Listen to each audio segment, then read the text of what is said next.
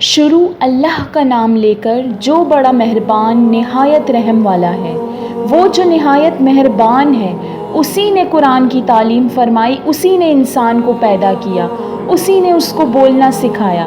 سورج اور چاند ایک حساب مقرر سے چل رہے ہیں، اور بوٹیاں اور درخت سجدہ کر رہے ہیں، اور اسی نے آسمان کو بلند کیا اور میزان عدل قائم کر دی۔ تو اس میزان میں حق سے تجاوز نہ کرو، اور ساتھوں ساتھ ٹھیک تولو، اور تول کم مت کرو۔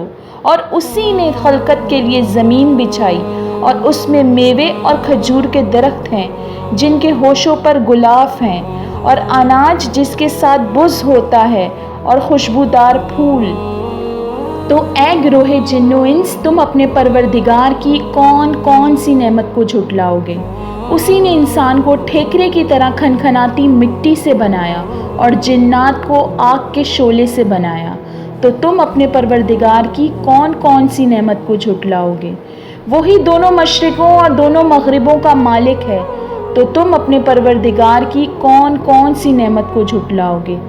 اسی نے دو دریا رواں کیے جو آپس میں ملتے ہیں مگر دونوں میں ایک آڑ ہے، تو اس سے تجاوز نہیں کر سکتے۔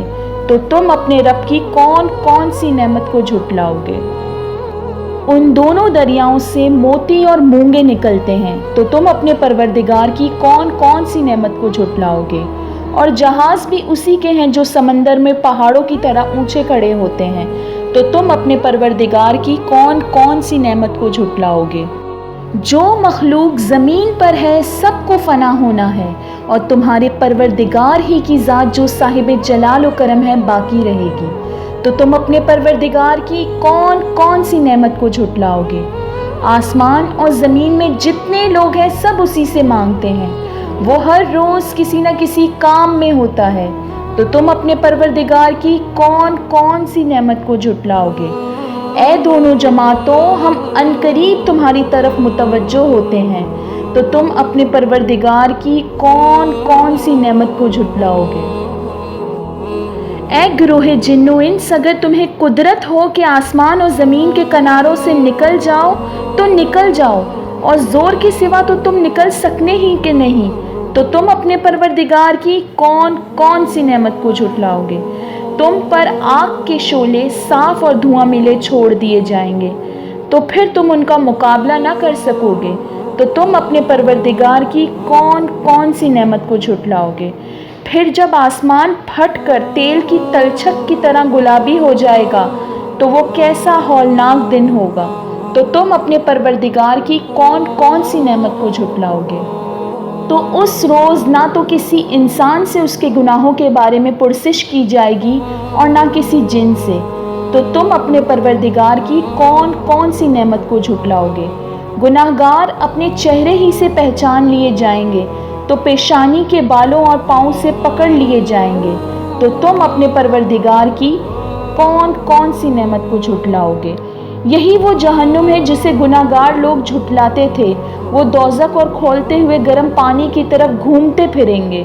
تو تم اپنے پروردگار کی کون کون سی نعمت کو جھٹلاؤ گے؟ جو شخص اپنے پروردگار کے سامنے کھڑے ہونے سے ڈرا اس کے لیے دو باغ ہیں۔ تو تم اپنے پروردگار کی کون کون سی نعمت کو جھٹلاؤ گے؟ ان دونوں میں بہت سی شاخیں یعنی قسم قسم کے میووں کے درخت ہیں۔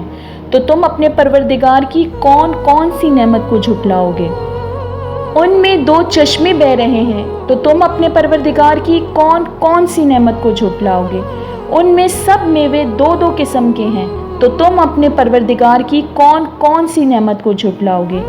اہل جنت ایسے بچھونوں پر جن کے استر اطلس کے ہیں تکیہ لگائے ہوئے ہوں گے، اور دونوں باغوں کے میوے قریب جھک رہے ہوں گے۔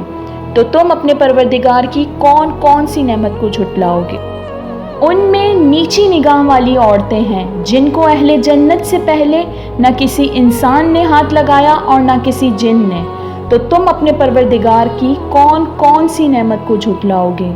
گویا وہ یاقوت اور مرجان ہیں۔ تو تم اپنے پروردگار کی کون کون سی نعمت کو جھٹلاؤ گے؟